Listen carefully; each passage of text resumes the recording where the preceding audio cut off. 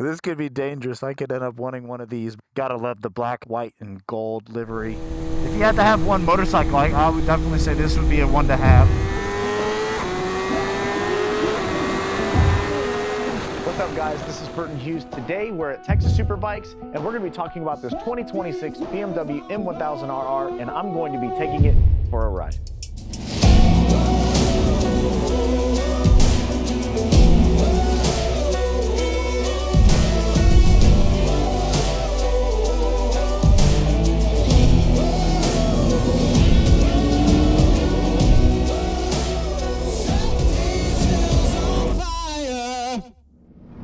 So today we're going to be talking about Alex's personal bike here at Texas Superbikes. We're going to be talking about the technical differences between my 2021 and the 2026. You may have seen this on Fast Flow's channel. He's a YouTuber, and he just recently did a ride on that. As you can see, it has a custom livery on there. Alex had to do his own thing, so it's got the black, white, and gold setup, which I think just looks amazing. But let's talk about the differences and see if it makes sense for me to buy one for myself. So just like we always do, we're gonna start at the front of the bike and we're gonna move our way back. The biggest difference right off that you can see from my 2021 first gen M1000 and this is basically the whole front clip.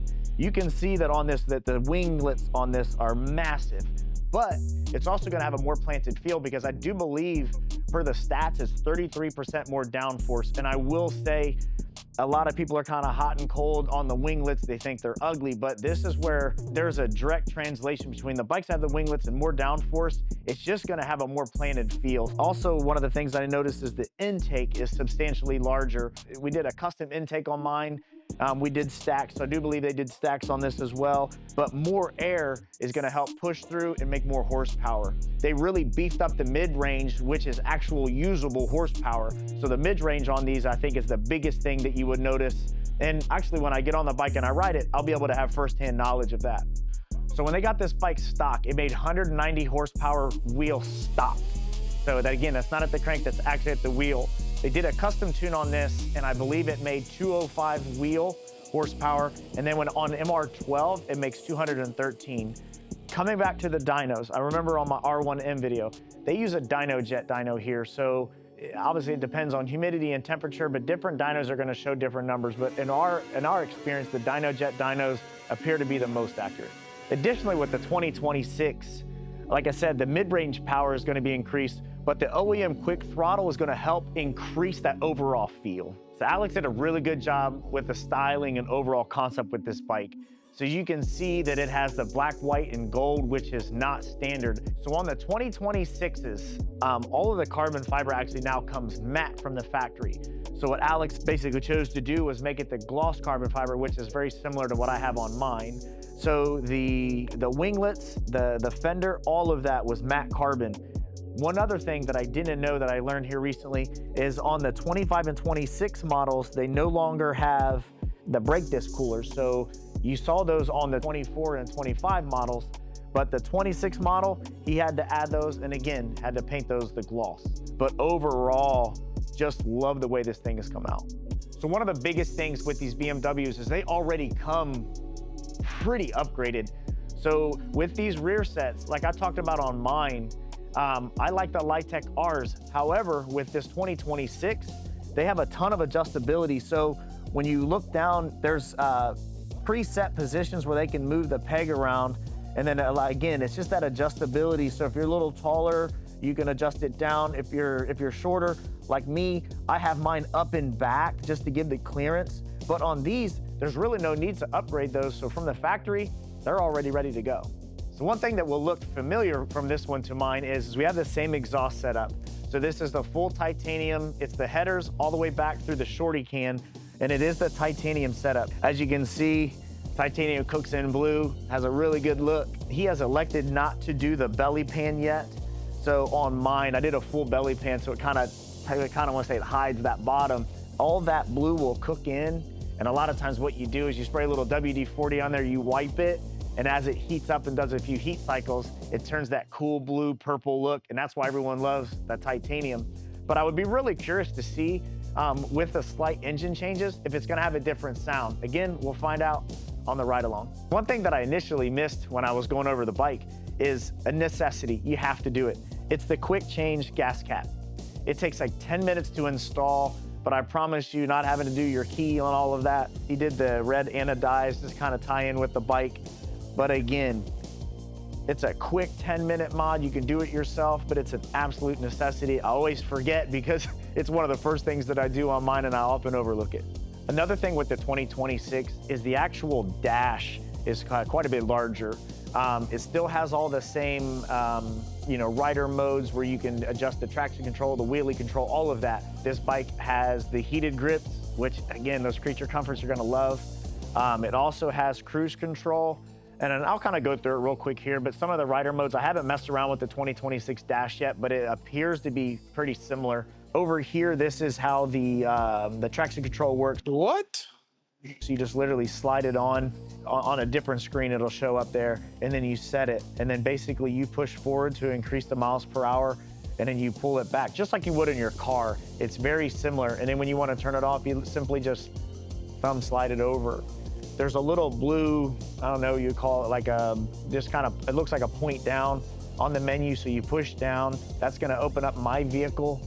And then you basically use this slide to make the adjustments. So going into my vehicle, again, you just push down. It looks like it's got 1,101 miles. It's gonna have, I believe the first service has been done, but I think they have to take it to BMW to actually clear it. These bikes come, so the first 600 miles, it has a rev limiter. I'll have to double check, I believe it was 8,000, but until the bike gets to 600 miles, it will not, it has a hard stop, will not let you go over 8,000 RPMs. It's to protect it in to get through the heat cycle. So again, BMW ensures, obviously this is a street bike, but this is as close to buying a track bike as you can get. I know they flashed it, tuned it, but again, I think that's why that service signal's on there. I'll talk to Alex about it. Another thing that's nice about the BMWs, it actually tells you how much range you have as far as gas. Some motorcycles have a light. Some will tell you the range as far as miles. Little things like that, as silly as this is, some still just have a light that come on and you're kind of guessing, which is somewhat alarming when you're out on the road. Telling obviously how much volts it has. You have your traction control here. I don't want to mess with his settings, but he basically has the traction control all the way off. He has it at -7. And again, all the different modes, you just come over here and you have Race Pro 1, you have Road, you have Race, you have Race Pro 1. This is where you get into like that Race Pro 1. This is his custom settings. I'll play around with it a little bit more when I go on the ride along, but again, I'm not trying to change anything on here. As you get comfortable with the bike and you set it up, it's going to allow you to adjust. Going through these prompts here, we have the slide control and the brake slide assist. That's all thanks to the steering angle sensor. So there's a sensor that it actually knows where the lean angle is. So all the electronics on these things are just so far beyond. I was talking about it in the last video. The MotoGP bikes, the technology for those are directly translating to the bikes that you can buy at the showroom. It's crazy. Technology is never ceasing to amaze me on these things. And then one thing you'll notice on the side here is easy access with the battery tender. With these, with the technology and the computer systems, if you're not riding it, I would say if you're riding it at least a few times a week, you should be fine. But most of these bikes, if you're not riding it, it makes sense to definitely keep these plugged in, and having the battery tender in a nice, convenient location is definitely clutch. So this bike is currently getting prepped to do a track day at COTA at the end of the month for the BMW event. So on the undertail, he did the carbon fiber undertail, and then it's a brake light, tail light, turn signal delete. So on the tail of the bike, you can see this little carbon fiber piece here. I think Alex upgraded that, but that's actually a built-in GPS lap trigger. So again, when you're doing your lap times, it's gonna monitor it. It looks like a design cue. It's cool that it's carbon fiber, but there actually is a functionality with that. Just like we do with all of my bikes, it does have the 520 chain conversion. It doesn't look any different. Just some of the standard things that we do to the bikes, Alex does it as well. Last but not least, you'll notice that this also has the carbon fiber wheels. I spoke about it with my H2 and also my M1000, but the carbon fiber wheels creates less rotating mass, which then overall, when you're on the bike and you're riding it, and I'll be able to relay that more too when I'm doing the ride along, but with the carbon fiber wheels, it just changes the handling so much.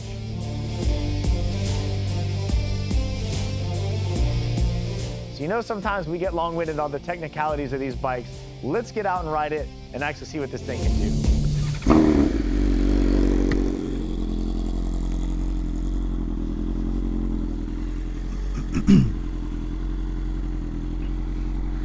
This one isn't lowered, so if you guys can see, I'm on my tiptoes here. But he does have GP shift, so I love that. See what this thing can do. Already I'll say that the throttle feels really responsive. These bikes are just so well balanced. This one is the carbon edition, so it has the carbon fiber wheels.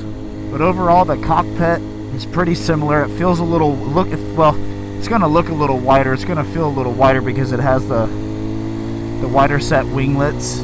All the controls, everything as far as the cruise control, rider modes. This is the heated grips. That all looks the same. Alex just put one of the 2026 throttle bodies on one of the guys', I believe it was an S1000, so that's something that I could do right now to mine and get that similar feel. But when I was doing the walk around on this, I guess the mid-range power on this is where you're going to notice it the most.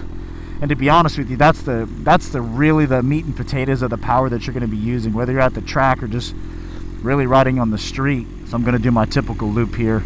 But it's nice having the familiar feel. Like I said, the cockpit is essentially the same, the controls.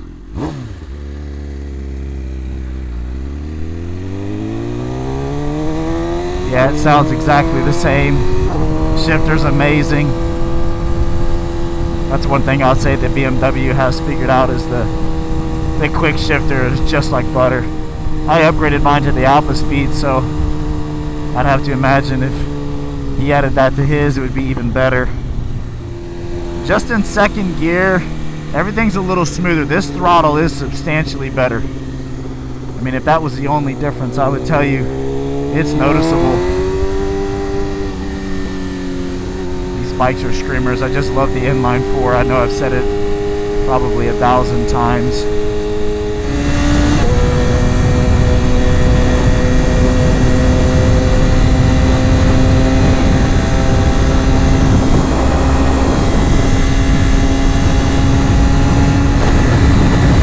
Does spin up well. I'll do a quick pull.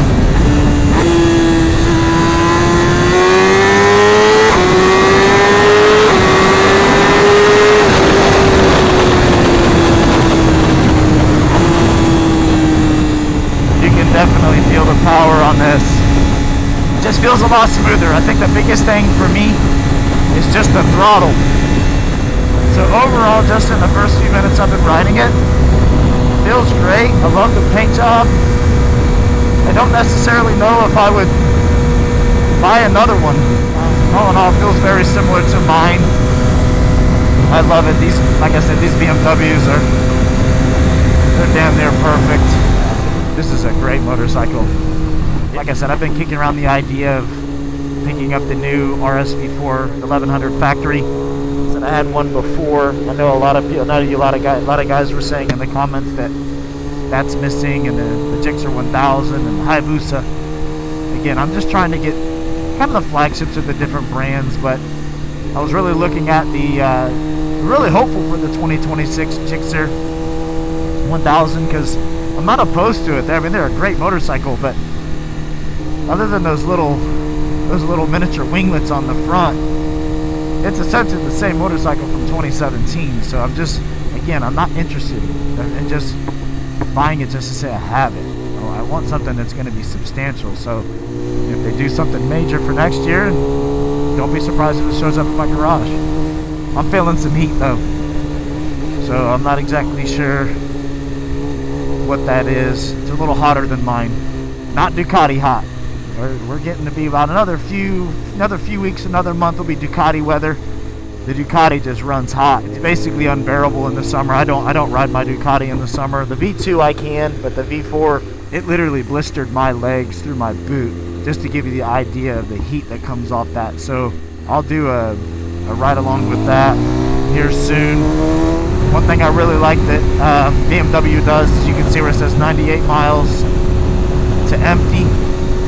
You can toggle that to where it just shows the bars, or you can actually have it to where it says how many miles you have. And I will say that that is a luxury.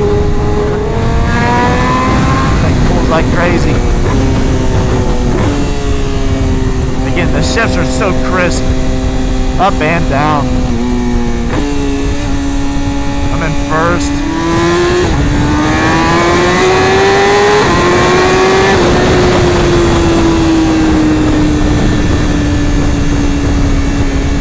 I will say that the increased size in winglets, it definitely feels more planted. There's no doubt about that. There's just not much other than to say that this bike is, I knew it was going to be good. They have made some refinements from the first gen to this. The mid-range power is definitely more substantial. The biggest thing is this throttle. There's a slight lag, and I didn't really notice it until I got on this, because I just rode mine previous to this one just to kind of have it fresh in my mind. So I'm gonna definitely have Alex order me this new throttle body for mine.